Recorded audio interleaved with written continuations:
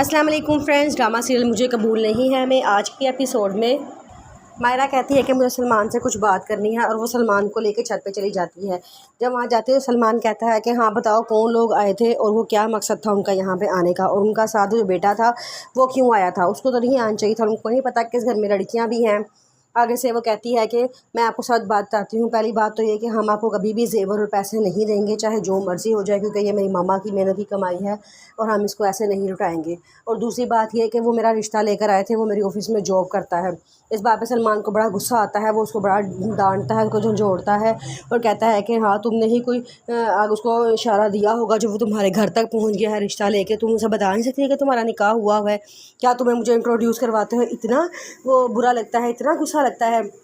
आगे से वो कहती है कि नहीं ऐसी कोई बात नहीं है, आप गलत समझ रहे हो। तो वो उसको कहता है कि तो फिर क्या वजह थी जो तुम्हारे घर तक पहुंच गया। वो बड़ा उसको डांटता है और गुस्से में चला जाता है।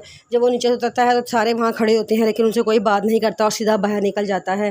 पीछे से मायरा नीचे आती है तो सारे उसे डांटना शुरू कर देते हैं कि तुमने ऐसा क्या कहा है कि वो गुस्से में चला गया है, मिलके भी नहीं गया। मायरा कहती है मैंने उसे कुछ भी नहीं कहा, जो सच्चाई थी मैंने उसको बता दी। दादी माँ कहती है क्या सच्चाई तुमने उसको बताई है। मायरा कहती है कि मैंने उसे कहा है कि मैं उसे पैसे किसी सूरत नहीं दूंगी, चाहे जो मर्ज़ी हो जाए। और दूसरी बात ये कि वो मेरा रिश्ता लेने के लिए आए थे। दादी माँ को बड़ा गुस्सा आता है, वो कहते हैं कि हम जब हैंडल कर रहे थे हर बात तुमने ज़रूर उनको सच बताया था।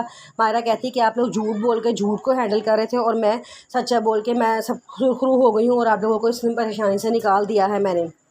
वो आगे से दादी माँ डांटना शुरू कर देती हैं और मायरा गुस्से में ऊपर चली जाती है।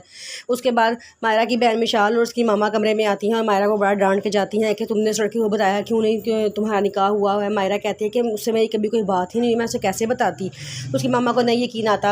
आगे से मिशाल कहती है कि अगर धमकियाँ तुम्हारे शोहर को तो नहीं ना मिल रही, धमकियाँ मेरे शोहर को मिल रही हैं, अगर मेरे शोहर को कुछ हुआ तो मैं तुम्हें छोड़ूंगी नहीं। ये कह के वो गुस्से से वहाँ से चली जाती है।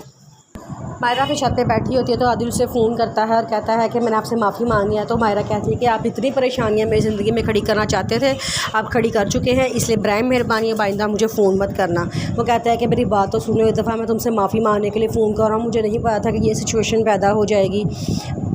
आगे से वो कहती है कि बस मैं कल आऊँगी रेजिग्नेशन लेटर लेके और आप मुझे रिज़ाइन कर दे देना, मैं इस ऑफ़िस में मज़ीद जॉब नहीं कर सकती है। क्या कि वो फ़ोन बंद कर देती है। आदिल बड़ा परेशान होता है, वो अपने दोस्त से डिस्कस करता है, कहता है कि मैं समझ नहीं आता, वो बेचारी बहुत बड़ी मुसीबत में फंस गई है मेरी वजह से, हर कोई उससे ही कसूरवार ठहरा रहा है। आगे से आदिल के दोस्त कहता है कि यार तुम्हारे पर ही है, तुम ही पीछे हट जाओ। आदिल कहता है कि इतना आगे आके मैं पीछे नहीं हट सकता। अगले दिन सुबह मायरा आती है तो आदिल मायरा से पूछता है कि हाँ बताओ क्या तुम अपने निकाह से खुश हो। मायरा कहती है कि कोई जवाब नहीं देती, उसकी आंखों में आंसू होते हैं और वो कहती है मैं अब बस नौकरी छोड़ कर जा रही हूँ। वो कहता है कि मुझे एक दफ़ा तो बता दो कि तुम क्या इस निकाह से खुश हो। मायरा खामोश रहती है तो वो कहता है कि तुम्हारे पास एक हक़ है, कानूनी हक़ है, तुम मुझसे खुला ले सकती हो, तुम मुझसे खुला ले लो। और उसके मैं तुम्हें सच्चे दिल से अपनाना चाहता हूँ, मैं कानूनी तौर पर तुम्हारे लिए तुम्हारे घर रिश्ता लेकर आया था और मैं तुम्हें अपनाना चाहता हूँ।